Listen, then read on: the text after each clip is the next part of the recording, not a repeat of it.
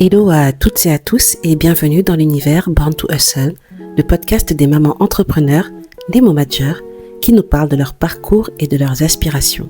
Hello Trinité, j'espère que tu vas bien. Je te remercie du coup de me faire l'honneur de participer à notre podcast Born to Hustle.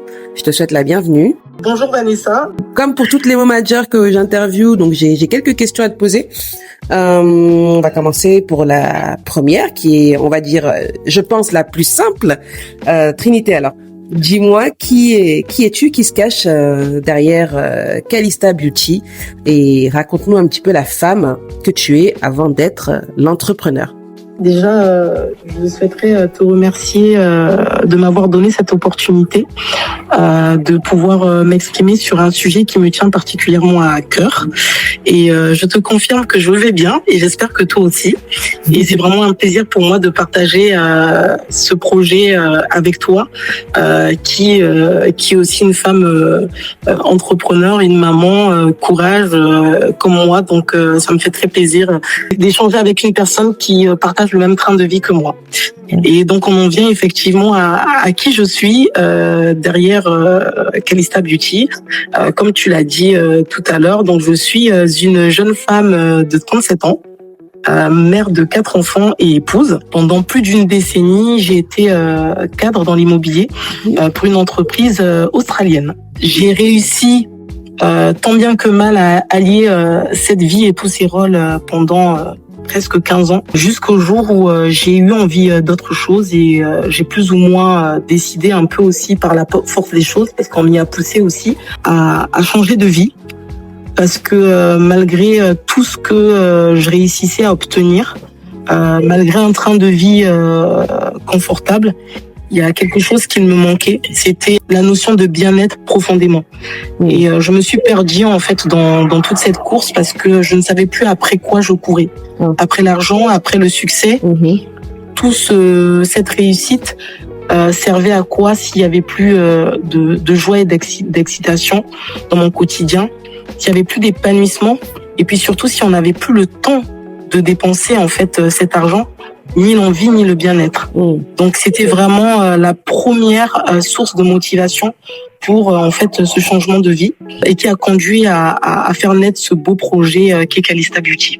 Ouais, on sent qu'il y a eu quand même un parcours assez long, quelques doutes qui se sont posés sur le chemin, qui fait que finalement tu as opté pour une totale reconversion finalement. Exactement. En fait, ce qui se passe, c'est que finalement, on a l'impression que c'est une totale reconversion, mais en vérité, ce n'est pas vraiment le cas, parce que au quotidien, ce que je fais, c'est un peu ce que je faisais dans mon ancienne vie. J'étais chef de projet, et en fait, ma force à moi, c'est de créer des projets en fait de toutes pièces, d'y penser, de réfléchir, d'avoir la vision et de les faire éclore.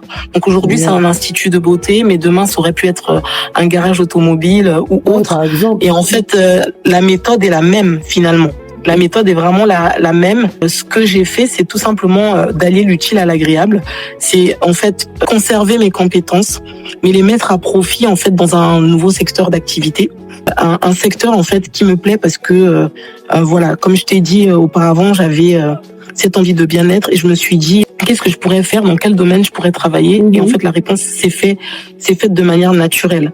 Alors bien sûr, je me suis formée et informée sur ce secteur, parce que c'est une chose d'être consommatrice, mais c'est une autre chose de pouvoir en fait comprendre les enjeux, voir comment ça fonctionne, être accepté aussi, et de pouvoir en fait vendre les prestations, les produits et le concept en ayant un parcours complètement différent et qui soit pas de ce milieu-là. Et pour ça, j'ai fait des formations sur la cosmétique, j'ai fait des formations sur certaines prestations que je fais actuellement dans mon institut, parce que en tant que jeune entreprise et jeune entrepreneur, j'avais pas non plus une trésorerie illimitée, et payer des salariés quand nous-mêmes on ne pratique pas, très vite en fait ça devient problématique, parce que l'une des plus grosses charges en fait dans mon entreprise, c'est le salaire de mes salariés et l'URSSAF. Bien sûr. C'est le premier poste de dépense qui arrive le plus vite. C'est-à-dire qu'on déclare le salaire le compte du mois, le 2, le prélèvement se pointe. Il n'y a pas de... non, enfin, c'est très très vite réglé, il n'y a pas de sursis. C'est ça, exactement. Donc du coup, il a fallu que je retrousse mes manches et en fait, en réalité, je trouve ça complètement normal parce que comment en fait tu veux comprendre la réalité du travail de tes employés, adapter leurs conditions de travail, les améliorer et aussi taper du poing si tu ne connais pas en fait leur réalité. Exactement. Si tu as juste une vue hélicoptère sans pouvoir en fait poser les pieds sur terre en fait, tout simplement. Après, généralement, si c'est simplement une vue, comme tu dis, pour faire juste de l'argent, rentrer de l'argent dans ta poche, généralement, c'est un petit peu cette attitude-là que beaucoup adoptent. Ils veulent juste faire des sous et basta. Mais ce qui est intéressant aujourd'hui, c'est que toi, tu adoptes vraiment la position de tes employés. C'est-à-dire que les problématiques, tu les connais. Tu sauras comment y répondre, que ce soit par eux ou toi-même avec tes clients que tu vas confronter, par exemple. Et surtout, tu sais ce que tu vends, tu sais ce qu'ils te vendent, tu connais tes produits par cœur. Donc, moi, je trouve ça largement mieux de s'impliquer comme ça à 100% plutôt que simplement d'être dans une position de chef qui attend que le chiffre rentre, quoi. Je trouve ça beaucoup plus honorable de cette manière-là. Et Merci beaucoup. voilà. Et attends, mais tu connais ton entreprise sur le bout des doigts et aujourd'hui, on sait très bien qu'il y en a certains qui, malheureusement, ne se cassent plus la tête et faire la différence comme ça, moi, je trouve ça juste génial. Donc, chapeau. Merci.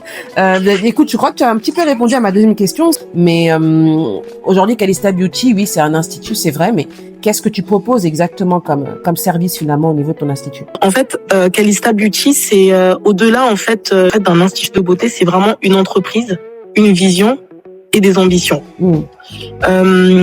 Pour rebondir sur en fait le début de Calista Beauty, il y a quelque chose que j'ai pas précisé, c'est comment j'en suis arrivée finalement à tout plaquer malgré tout, parce qu'il y a quand même eu un élément déclencheur. Ouais, c'est ça. C'est que avec du temps et avec de l'acceptation, j'ai compris que j'avais fait en fait une forme de burn-out combinée probablement à une dépression postpartum.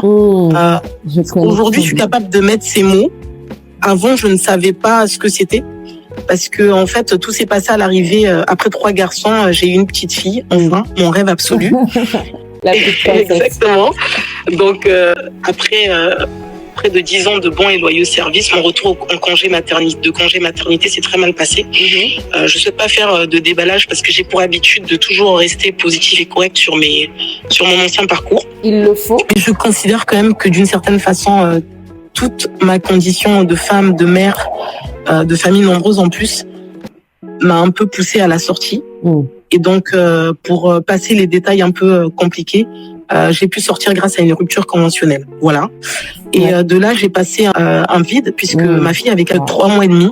Et en deux semaines, je suis partie et j'ai claqué la porte de 11 ans de travail dans la même Voilà, exactement.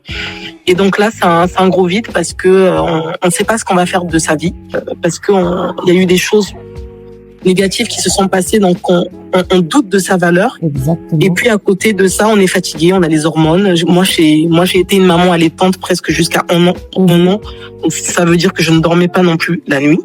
Et en fait, je me suis dit, ce qui m'a poussée dans cette situation, c'est ma condition de femme. Parce qu'aujourd'hui, c'est encore très compliqué pour la société d'accepter qu'une femme soit une épouse, une mère, une travailleuse acharnée, et qu'elle soit tout simplement libre. Exact. Et en fait, je me suis dit, là, t'as une fille. Qu'est-ce que t'as envie de lui transmettre? T'as envie de lui transmettre que t'es à terre et tu vas rester à terre? Et elle va avoir une maman qui va pas bien? Ou t'as envie de lui montrer que t'es une lionne, t'es une battante et que tu vas faire preuve de résilience et que tu vas transformer toutes tes blessures, toutes tes peines, toute ton mal-être en force. Et en fait, Calista Beauty, ça a été ma thérapie. Il y en a qui vont voir des psychologues et franchement, ils ont raison. Il y en a qui vont se tourner encore plus dans la spiritualité, dans la religion. Et ça a été mon cas à moyenne dose, mais vraiment ma thérapie, ça a été de penser chacune de mes blessures en construisant ce projet étape par étape qui est Calista Beauty. Donc Calista Beauty, c'est une entreprise à part entière de prestations en fait d'esthétique globale. Parce qu'aujourd'hui, j'ai remarqué que les femmes, pour que on aille prendre soin de nous, on va dans différents endroits. Parce qu'on n'arrive pas à trouver un seul endroit qui regroupe le soin de visage, l'épilation, le soin des cheveux, les massages, etc. Et en tant que maman qui a beaucoup couru, j'ai tout simplement souhaité, en fait, regrouper dans un seul endroit le minimum de prestations qu'une femme a besoin ou un homme chaque mois. Donc se faire les ongles, se faire épiler, se faire masser, se faire un soin de visage. Et en plus, on a la chance d'avoir des prestations exceptionnelles et avant-gardistes comme le Head Spa. On fait aussi du maquillage en institut. On se déplace aussi. Donc j'ai une équipe qui est très dynamique, j'ai une équipe qui est hybride, on se forme entre nous. J'ai une équipe aussi qui est multilangue puisqu'on a des salariés qui parlent anglais, on avait une salariée qui parlait aussi portugais, espagnol, le français. Moi-même je suis d'origine congolaise, donc quand on reçoit des clients africains et particulièrement du Congo, on peut échanger quelques mots en langue et ça fait toujours plaisir et c'est quelque chose qui est extrêmement assumé dans mon institut parce qu'on est inclusif, on est mix, on est kid friendly et on est également adapté pour les personnes en position de handicap, PMR, en chaise roulante. Ma vision pour Calista Beauty, c'est une vision de franchise, clairement. Et de développer un concept d'entreprise, de bien-être, mais avec des vraies valeurs humaines. Et c'est pour ça que notre slogan, c'est « Vivez l'expérience, mais soyez l'exception ». J'aime beaucoup, mais finalement, dans ta manière de parler, on sent qu'il y a beaucoup de vécu derrière, on sent que tu viens de loin, que c'est quand même un projet qui a été extrêmement réfléchi, qui a été fait avec la tête et le cœur, surtout. Et ça se ressent. Mais le fait que tu aies regroupé tout en un, enfin, je veux dire, on sort de là, on est sur un nuage, en fait. On a tout fait. On a tout fait et c'est génial. Plutôt que de se dire bon là j'ai les ongles, okay, à 14 heures après je dois aller faire les cheveux après. Enfin là on a tout sur place. Donc je veux dire on vient le matin, on part le soir, on est une autre personne. Donc c'est ça, c'est exactement. En tout cas moi j'ai hâte de tester, hein. J'ai hâte. Et on t'attend avec impatience. On va même pas jouer sur la carte de j'ai un problème de garde parce que je t'ai dit on est kids friendly. C'est génial. Il y a une petite question là par rapport aux prestations que tu fais comme t'es kids friendly. Est-ce que il y a des prestations pour les enfants, par exemple à un moment pour le moment oui. maman avec sa fille ou son fils, peu importe. C'est des prestations qu'on peut retrouver chez toi ou pas? Totalement. Alors on a au niveau de l'onglerie, on a des vernis à l'eau qui s'enlèvent après une ou deux douches. À l'eau, vraiment, c'est-à-dire sans passer un coton. Je fais des prestations mère-fille et donc du coup on a les produits adaptés pour les enfants et c'est vraiment trop mignon. J'ai conçu ça sur mesure parce que pour ma fille d'abord avant tout. Et j'ai aussi des prestations soins de visage, massage et on adapte à chaque fois. Par exemple les soins de visage, on va le faire manuellement que avec les mains, sans passer des machines, sans trop, prendre des ustensiles un peu compliqués pour les enfants de moins de 12 ans. Et au-delà de 12 ans, en fonction de la problématique avec l'accord parental, on peut mettre un peu plus de choses, mais ce sera pas vraiment le même soin, mais la même efficacité. La méthode sera plus traditionnelle, tout se fera avec les mains, alors que pour les adultes, on pourra insérer dans nos protocoles des machines, mais le prix est différent. En dessous de moins de 12 ans, c'est moins 50%, et au-delà de 12 ans, et en fonction de ce qu'on utilise, de toute façon, les étudiants, donc collégiens, enfants de moins de 25 ans, ils ont toute l'année moins 20% sur toutes nos prestations. On a également des happy hour, moins 10% le mardi et les mercredis. Donc vraiment, on essaye de capter toutes les classes sociales et on essaye vraiment de capter tous les publics parce que on a un positionnement qui est quand même milieu haut de gamme et on sait très bien que pour un étudiant ou pour des mineurs, ça va être compliqué de payer un certain tarif. Parce que derrière, on sait que on a vraiment des prestations quali. On a un espace de 120 mètres carrés qui est juste, pour moi, en toute fierté et toute humilité, super. Mais ça va pas être accessible à des personnes qui vont pas avoir des revenus assis entre guillemets. Donc avec ces promotions, ces réductions fixes toute l'année, on arrive à capter un public assez large et c'est ça qui fait la force de Calista Beauty. Ben super, c'est génial, c'est assez complet. Ce qu'on fera à la fin du podcast, si tu veux bien, c'est que tu donneras toutes tes informations, comment te contacter, les pages Insta et autres pour te suivre. Comme ça, je pense que les femmes qui sont en France pourront facilement déjà se rediriger vers toi et prendre plus le maximum d'informations. Et j'espère caler des belles prestations à venir. Avec grand plaisir, Vanessa, vraiment, ça me va droit au cœur. Mais c'est normal. Alors finalement, derrière un petit peu Calista Beauty, on ressent un petit peu dans ta manière de parler, encore une fois, qui est beaucoup avec le cœur, mais quelle est un petit peu la mission ou la philosophie derrière ta marque? Enfin, c'est une entreprise à part entière, mais moi je le vois vraiment et je le porte comme une marque. Donc quelle est vraiment la mission, la philosophie derrière cette marque et qu'aimerais-tu aussi que chaque cliente ressente en franchissant la porte de ton institut?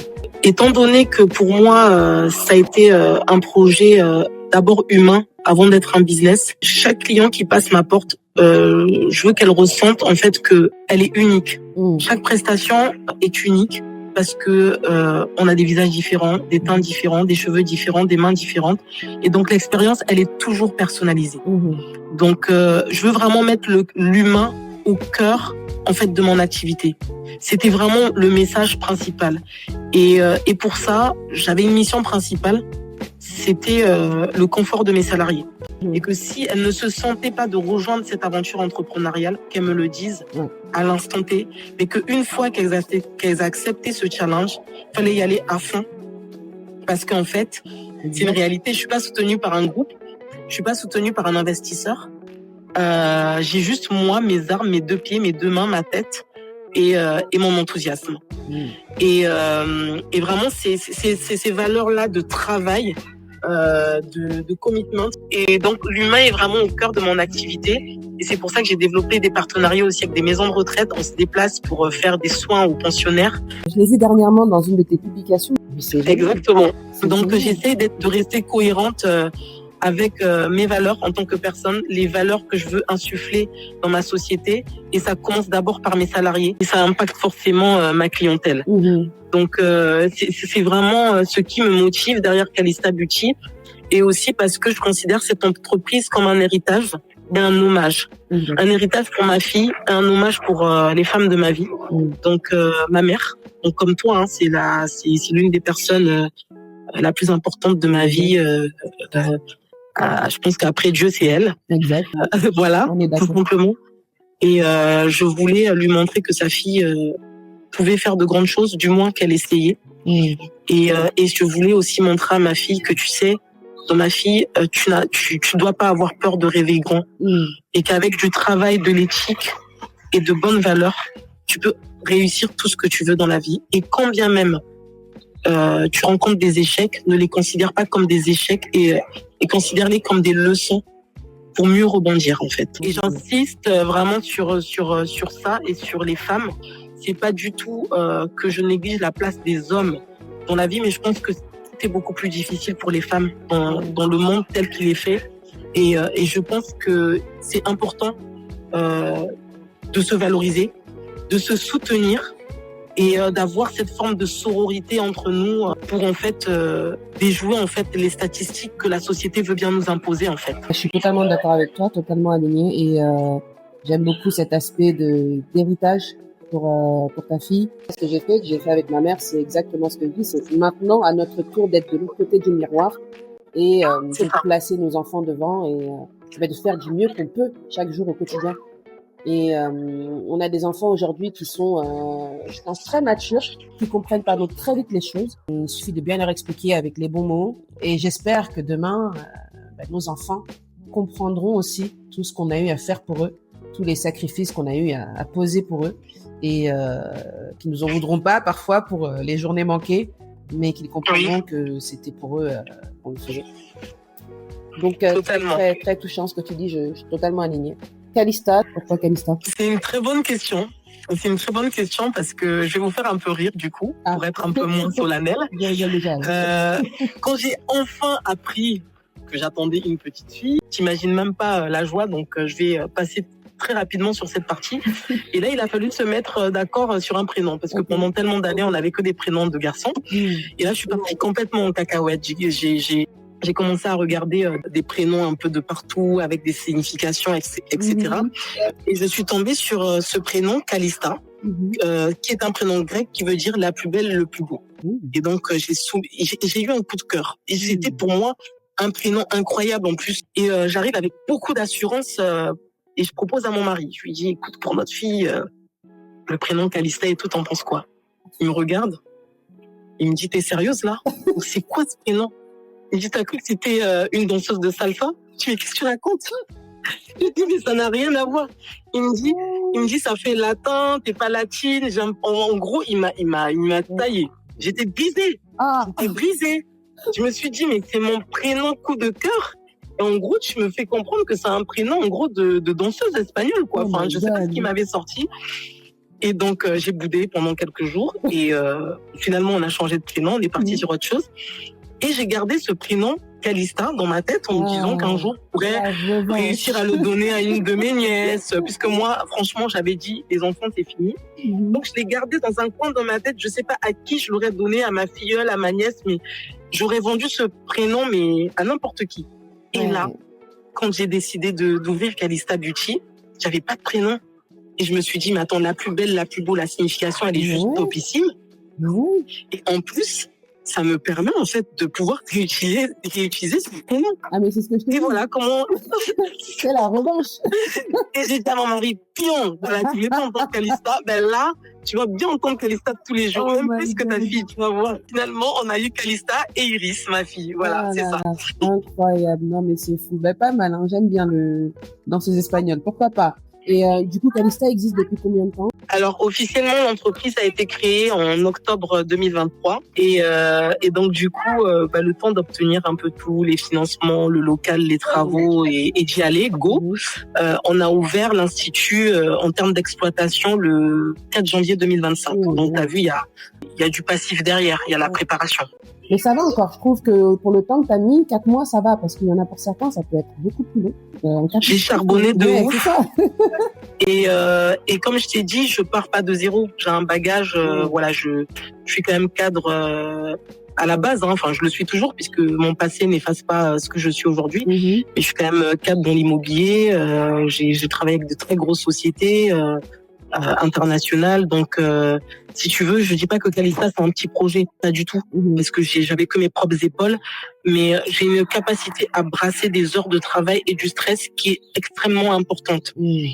Et donc du coup, j'ai commencé toute seule dans mon coin. J'ai fait mon business plan toute seule. Je suis allée voir les banques.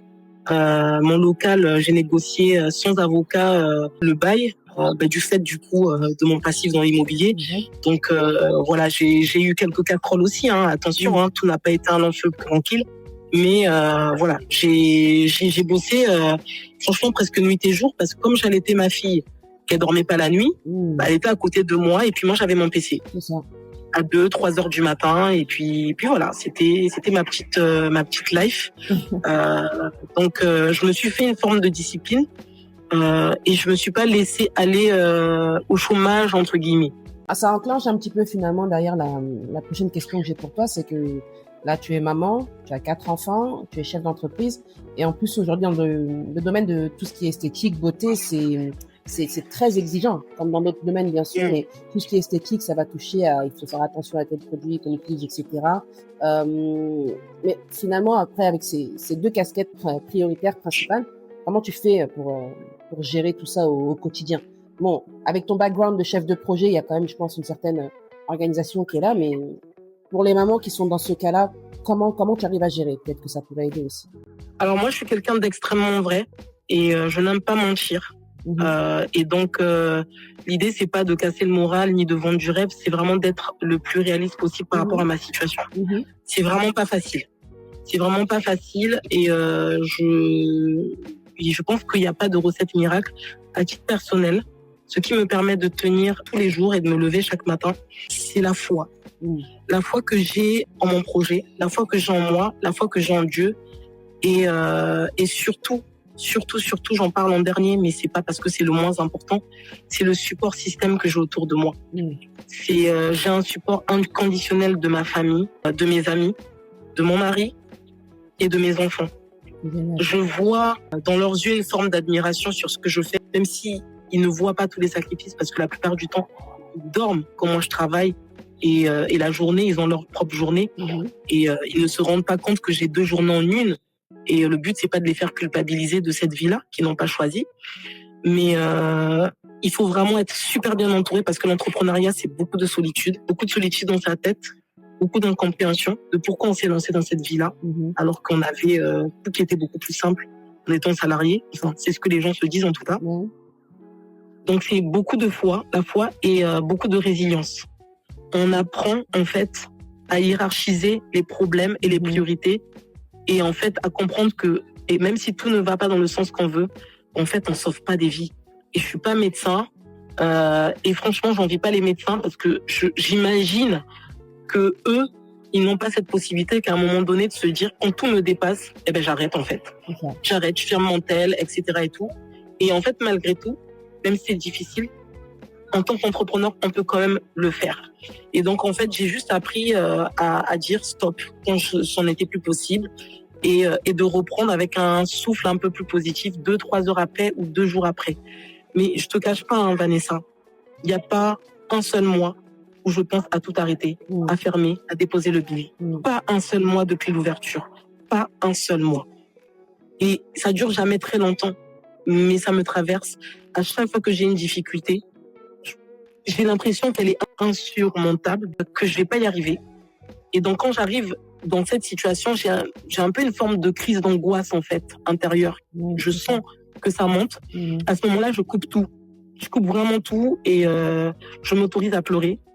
Je m'autorise à écrire sur les réseaux. Et je m'autorise à fuir cette réalité. Donc aller au cinéma, aller dépenser de l'argent que je sais pas. Ça me fait du bien. Et quand je reviens, j'arrive à y voir plus clair et à trouver des solutions. Donc je négocie des délais de paiement. Je trouve des solutions que j'avais pas avant quand mon esprit était trop submergé et troublé. Et ça me permet d'avoir un souffle pour tenir 2-3 semaines supplémentaires avant ma prochaine crise d'angoisse. Parce que tant que je serai pas dans un schéma de rentabilité, je serai pas sereine en fait. De toute façon. Et aujourd'hui, je peux pas me verser de salaire encore. J'arrive difficilement chaque mois à payer mes employés, mais voilà, l'URSSAF est toujours à mes trousses. J'ai des décalages de loyer. Enfin voilà, je vais pas tout étaler, mais c'est pas un long fleuve tranquille. Et en fait, pour une seule personne, c'est beaucoup. C'est beaucoup, exactement.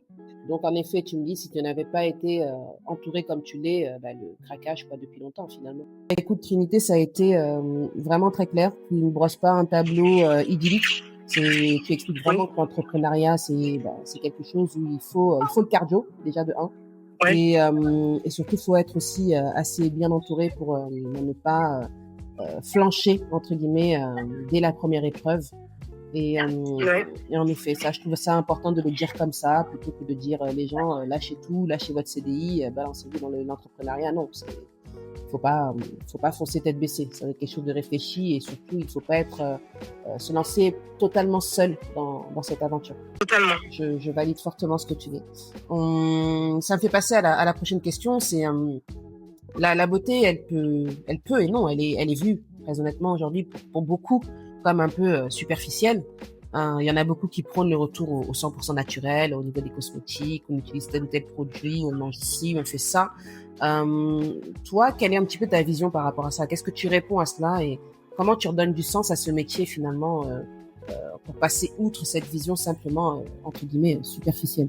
Pour moi, la beauté, elle est subjective déjà pour commencer et elle se manifeste différemment pour chaque personne. Il y a la beauté intérieure. Pour moi, c'est la plus belle des beautés. Parce que quand on a un cœur qui est beau, quand on a un cœur qui est épanoui, qui est heureux, ça se reflète déjà sur soi, sur sa peau, sur son sourire, sur l'énergie qu'on dégage. Et pour moi, j'inciterai d'abord toujours les gens à penser à beauté intérieure avant de beauté extérieure. Une fois qu'on a passé ce cap-là, j'estime qu'il n'est pas de notre ressort de dire ce qui est superficiel ou non à qui que ce soit. Si se faire les ongles pour une personne la rend heureuse, pourquoi ce serait superficiel? Si se faire un massage fait du bien à une personne et lui permettre de lui redonner le sourire ou enlever du stress ou des nœuds dans sa vie, qui sommes-nous pour juger du niveau de superficialité ou non? Donc, la première des choses que j'ai envie de dire aujourd'hui, c'est que rien que de penser ça, rien que de se dire que la beauté, c'est quelque chose de superficiel, je trouve que c'est pas beau, tout simplement. Et donc, je répondrai toujours à cette question, c'est que, en fait, il faut d'abord être complètement ouvert, heureux, intérieurement. Et ensuite, on pourra parler de beauté extérieure. Donc, c'est pour ça que vraiment, je vends, chez Calista Beauty, je vends une forme, en fait, de positivité, de joie, des astres et des énergies qui s'alignent.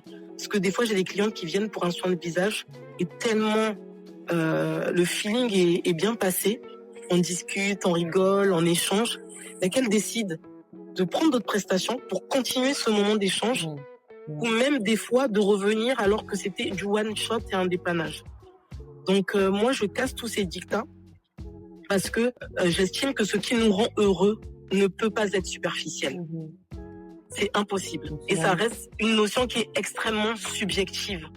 Et moi je fais fi de ça. On sent bien que finalement venir chez Calista Beauty, ça devient une thérapie.